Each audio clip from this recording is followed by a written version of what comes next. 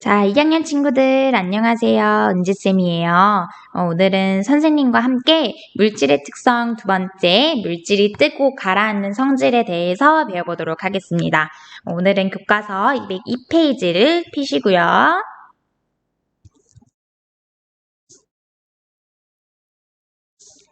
자, 물질이 뜨고 가라앉는 성질입니다. 자, 그림에서 보면은 지금 위에 백금반지와 은반지가 있어요. 크기와 색깔이 똑같은 이 은반지와 백금반지는 우리가 육안으로 눈을 통해서 겉모습만 보고 구별하기에는 어려움이 있죠. 그래서 이 두 반지가 어떤 게 은반지고 어떤 게 백금반지인지 구별하기 위해서는 어떻게 해야 될까요? 무게를 재봐야 되겠죠? 그럼 무게를 재봤을 때 똑같은 크기의 이 두 반지의 무게는 백금 반지가 은반지보다 더 무거울 거예요. 그치? 더 무거울 거예요. 자, 하지만 지금 우리가 이 두 물질을 구별한 기준인 이 질량을 물질의 특성으로 볼 수 있을까요? 정답은 X입니다. 물질의 특성으로 볼 수 없어요. 왜냐하면 질량은 같은 물질이더라도 크기에 따라 질량은 달라지기 때문에 물질이 가지는 고유한 특성으로 볼 수가 없어. 즉, 물질을 비교할 때, 물질을 구별할 때 이 질량만 가지고 물질을 구분하기에는 어려움이 있기 때문에 질량은 물질의 특성이 아니다. 하지만 우리가 이 백금반지와 은반지를 비교할 때 질량을 이용해서 물질을 구별할 수 있었던 이유는 뭐다? 부피가 같다는 조건에서 질량을 비교했기 때문에 구별할 수 있었던 거예요. 즉, 다시 말해. 자,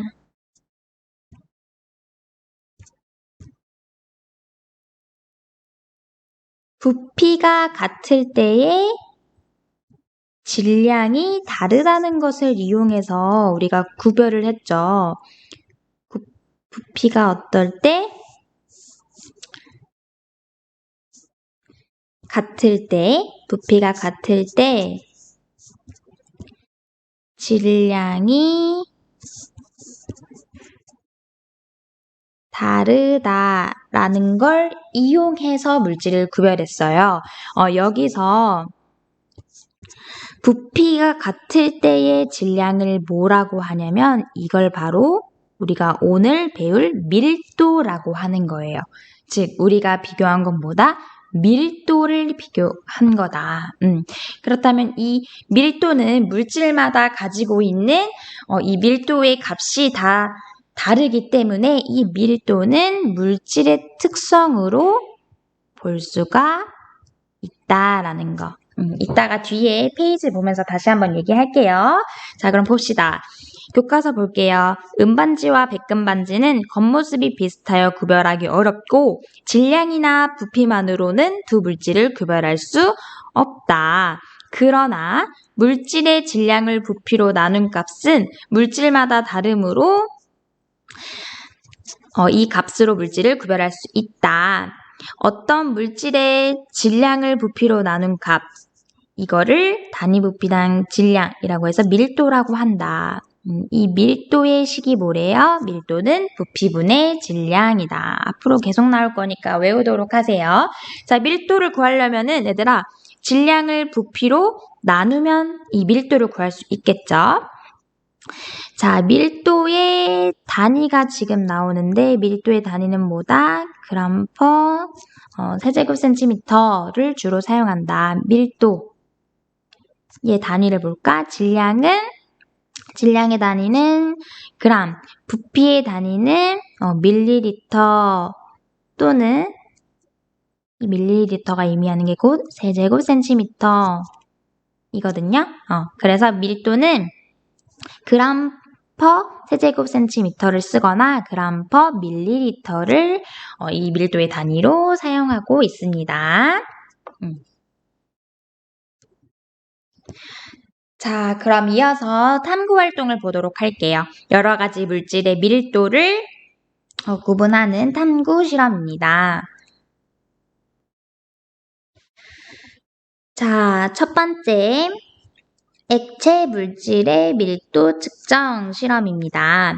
첫 번째 온도계를 이용해서 물과 에탄올의 온도를 측정한다. 이 온도에 따라서 이 액체인 물과 에탄올이 기체로 변할 수도 있고 고체로 변할 수도 있겠죠. 그래서 실험을 할 때는 두 액체 물질의 밀도를 비교하기 위해서는 두 물질의 온도가 같은 온도에서 시작을 해야 합니다. 그래서 온도를 측정하는 거예요. 온도계를 이용해서 두 물질의 온도를 측정하고, 두 번째, 빈 비커의 질량을 먼저 측정합니다. 세 번째, 그 다음에 이 비커에 눈금 실린더를 이용해서 물 10ml를 넣고 질량을 측정해요. 그 다음에 물 10ml를 더 넣어서 물 20ml, 총 20ml가 되겠죠. 20ml를 넣은 다음에 이 질량을 측정합니다. 자, 지금 이 빈 비커의 질량을 측정하는 이유는 뭘까요? 우리가 지금 질량을 측정해야 되잖아. 근데 얘들아, 액체의 질량은 어떻게 측정하죠? 자, 물의 질량을 측정하기 위해서는 우리가 비커에 담긴 물의 질량을 측정하죠. 이 물의 질량에서 비커의 질량을 빼면 우리가 구하고자 하는 물의 질량을 구할 수 있을 거예요. 그래서 비커의 질량을 빼면 물의 질량을 구할 수 있기 때문에 빈 비커의 질량을 측정하는 겁니다. 자, 그럼 이어서 이렇게 과정 2, 3번과 같은 방법으로 에탄올도 10ml, 20ml의 질량을 측정합니다.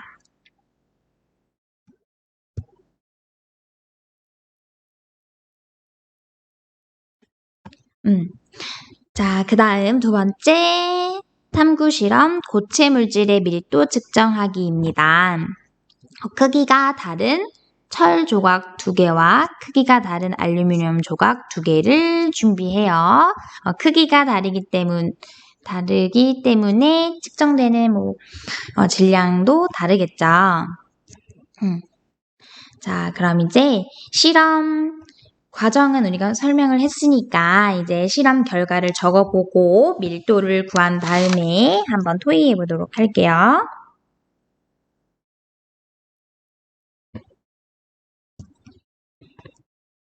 자, 이제 교과서에 필기하도록 하세요. 여러 가지 물질의 밀도입니다. 첫 번째, 액체 물질의 밀도 측정하기. 교과서에 필기.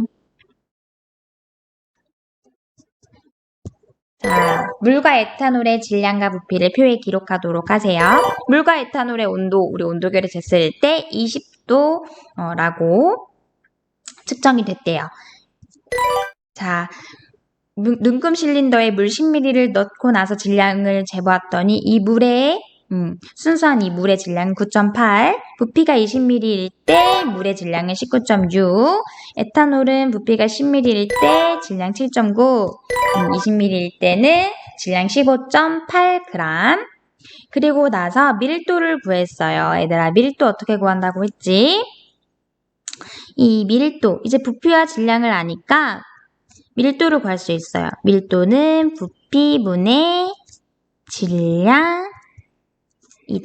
기억하세요. 그러면은 이 첫 번째 물이 10ml일 때, 예를 들어 한 개만 선생님이 식을 한번 적어줄게요.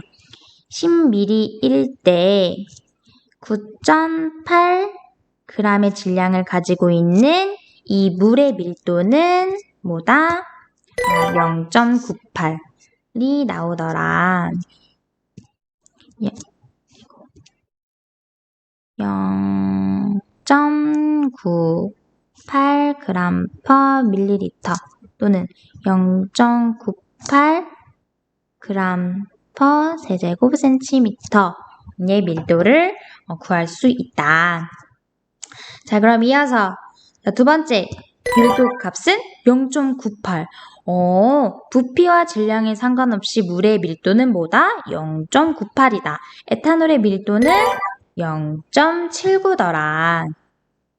자, 잠시 멈추고 필기 못한 친구들은 필기하세요.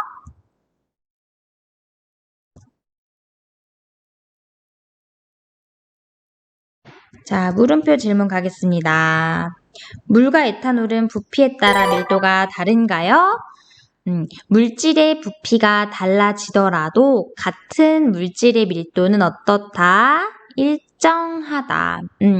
이 물질의 밀도는 부피랑 질량이 달라지더라도 항상 일정하기 때문에 이 밀도를 가지고 우리 물질들을 비교할 수 있다. 구별할 수 있다. 적으세요.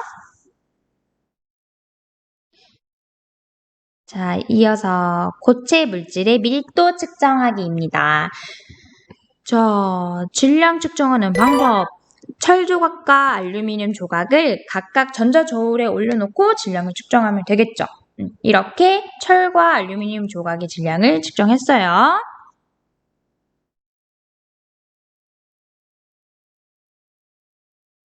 자, 그렇다면 이 고체의 철 조각과 알루미늄 조각의 부피는 어떻게 측정하나요? 모양이 규칙적인 고체는 예를 들어 정사각형 모양이 일정한 고체 덩어리가 있어. 그러면 이 고체의 부피는 구할 수 있죠. 어떻게? 가로 곱하기 세로 곱하기 높이에서.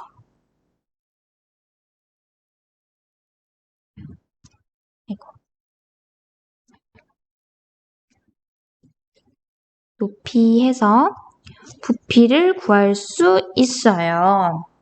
하지만 모양이 규칙적인 고체만 있는 게 아니라 불규칙한 고체도 있죠. 이 불규칙한 고체는 이 고체 자체를 녹이지 않는 액체를 넣어서 눈금 실린더에 고체를 넣고 눈금 실린더 안에 액체를 채워 넣어요. 단 뭐다? 이 고체를 녹이지 않는 액체를 넣고 이 안에다가 이제 우리가 측정하고자 하는 고체를 넣어요. 그 다음에 이 고체가 들어갔기 때문에 이 눈금 실린더의 액체 부피가 더 늘어나겠죠. 그러면은 이 늘어난 액체의 부피만큼이 뭐다? 고체의 부피겠구나 해서 이 고체의 부피를 측정할 수 있습니다. 자, 다음. 자, 이제 철과 알루미늄의 질량과 부피를 표에 기록해 보도록 할 거예요. 철조각 1과 철조각 2, 크기가 다른 철조각 1과 철조각 2의 질량을 재봤더니 각각 11.0g, 23.6g이었대요. 이때 부피를 측정했더니 1.4mm, 철조각 2는 3.0mm였고 밀도는 마찬가지로 얘들아 뭐다? 밀도는 뭐다? 밀도는 부피분의 질량이었다. 그럼 마찬가지로 철조각 1만 한번 밀도를 재볼게요. 1 밀도는 어떻게 구해요? 부피가 1.4ml, 질량은 11.0g 해서 밀도는 몇이더라? 7.9더라. 7.9 g/ml더라. 이렇게 해서 밀도를 쭉 구했더니 다 철조각 2도 밀도가 7.9더라. 알루미늄 조각 1과 조각 2는 질량이 각각 4.0g, 8.1g이었대요. 부피를 쟀더니 1.5mm, 3.0mm였고 밀도를 구해봤더니 각각 2.7 g/ml였더라. 자, 필기 못한 친구들 계속 멈춰가면서 필기하시고요. 이어서 가겠습니다.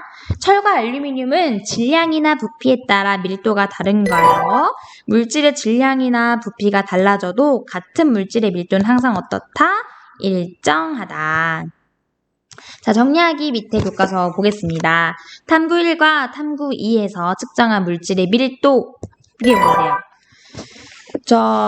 보니까 지금 여러분들 교과서 필기한 거 보세요. 에탄올은 밀도가 0.79였고 물은 밀도가 0.98이었고요. 알루미늄은 밀도가 2.7, 철은 7.9로 에탄올, 물, 알루미늄, 철 순으로 밀도가 작았어요. 이렇게 쓰시고 밀도가 물질의 특성이 될 수 있다. 같은 물질이면 밀도가 항상 물질의 양에 관계없이 항상 일정하므로 물질의 종류에 따라 밀도가 다르기 때문에 물질의 특성이 될 수 있다라는 거. 자, 그럼 이제 밀도는 일정한 온도에서 물질의 양에 관계없이 같은 물질에서는 일정하고 쭉 밑줄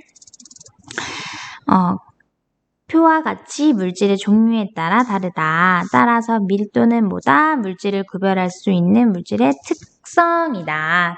왼쪽에 철은 무겁고 솜은 가볍다? 보통 솜은 철보다 가볍다고 생각을 해요. 근데 이거는 같은 부피일 때 철이 무겁고 솜이 가볍다는 거지. 솜도 철보다 무겁게 될 수 있어. 어떻게? 크기는 굉장히 작은 철이 있고, 이 솜의 양이 엄청 어마무시하게 많은 이 솜이 있어요. 이땐 크기가 매우 작은 이 철보다 솜이 훨씬 무겁겠죠. 그래서 철은 무겁고 솜은 가볍다. 이거는 X라는 거. 이렇게 올바르게 되려면 밀도는 철이 솜보다 크다라고 하면은 오겠죠. 지금 보니까 지금 이 여러 가지 물질의 밀도표를 보니 보통 대부분은 이 고체들이 액체보다 밀도가 더 크고 이 기체보다 이 액체의 밀도가 더 큰 거를 볼 수 있어요. 이거는 대부분의 액체나 기체들, 고체들을 보면 보통 이 고체 물질이 밀도가 훨씬 큰 편인데 고체 물질은 같은 부피 안에 들어있는 이 입자 사이 거리가 매우 가깝지. 그래서 이 입자수가 기체보다 훨씬 많기 때문에 고체가 더 밀도가 크다는 거. 자, 이어서 갈게요. 물질이 뜨고 가라앉는 현상은 뭐랑 관련되어 있다? 밀도와 관련되어 있다. 이 나무는 크고 무거워도 물에 뜨지만 돌은 나무보다 작고 가벼워도 물속에 가라앉죠. 물질이 뜨고 가라앉는 현상은 밀도와 관련이 있는데 다음 밑에 해보기 활동으로 한번 우리가 보도록 할 거예요. 자, 해보기 활동. 자, 물, 얼음, 알루미늄의 밀도를 비교해보자. 밀도는 얼음, 물, 알루미늄 순으로, 밀도가 지금 알루미늄이 제일 큰데, 봐봐. 지금 밀도가 높은 물질은 밀도가 낮은 물질 아래로 가라앉아요. 쓰세요. 밀도가 높은 물질은 밀도가 낮은 물질 아래로 가라앉는다. 자, 그러면 밀도가 알루미늄이 가장 크고 그 다음에 물 위로 얼음이 떴으니까 물이 더 밀도가 크겠죠. 자,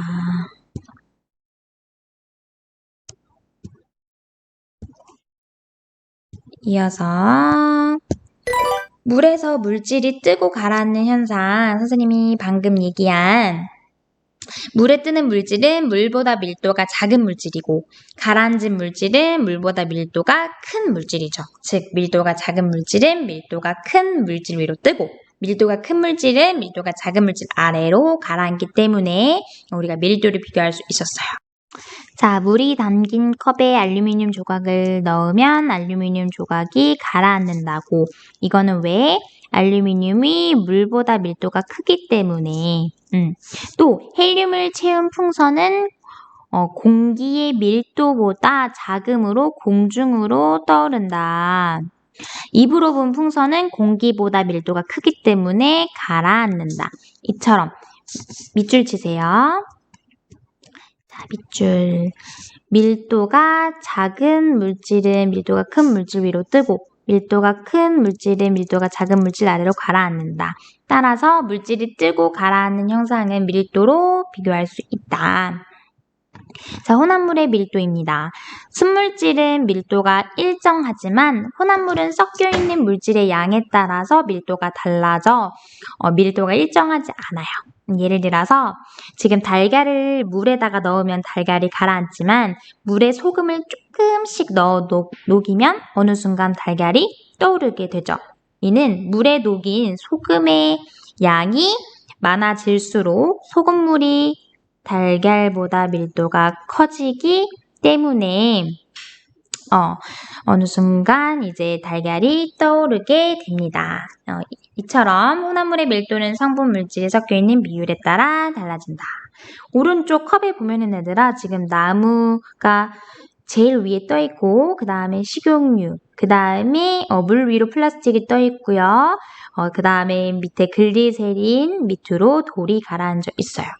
그럼 이걸 보고 얘들아 이제 밀도를 구분할 수 있겠니? 밀도가 가장 큰 애가 누구겠어? 돌이겠지. 그 다음에 글리세린, 그 다음에 물, 그 다음에 플라스틱, 그 다음에 식용유, 다음으로 나무가 밀도가 가장 작아서 나무가 제일 위로 떠 있는 걸 거예요. 자, 스스로 확인하기입니다. 1번. 어떤 물질의 질량을 부피로 나눈 값을 밀도라고 했고요. 자, 밀도가 큰 물질은 밀도가 작은 물질 아래로 가라앉는다. 물놀이 할 때 우리가 구명조끼 입는 이유. 구명조끼는 물보다 밀도가 작은 물질로 되어져 있기 때문에 따라서 구명조끼를 입으면 물에 빠져도 가라앉지 않기 때문에 구명조끼를 착용하게 되죠. 착용해야 해요. 자, 기름은 갈비탕 국물보다 밀도가 작아서 갈비탕 국물 위로 기름이 뜨게 됩니다. 자, 오늘 수업 여기까지 할게요. 수업 듣느라 고생 많았고 다음 시간에 봐요.